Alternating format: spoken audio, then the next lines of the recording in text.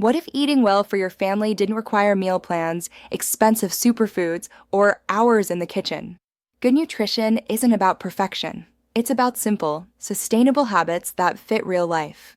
Start with this truth. Kids learn to eat by watching you.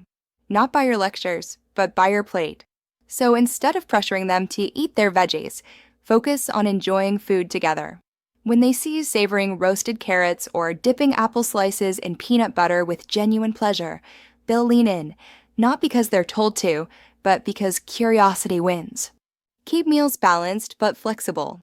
Aim for one protein, one fruit or veggie, and one familiar food at every meal.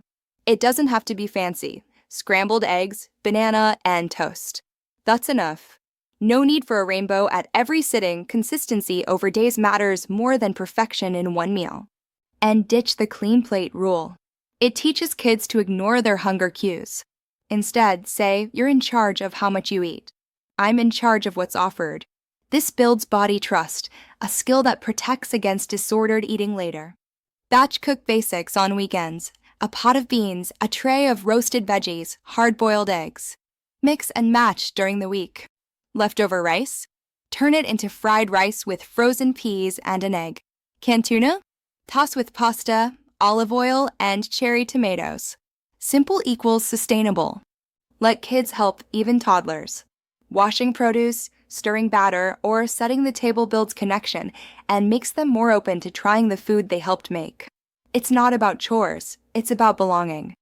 And please stop labeling foods good or bad. That breeds shame.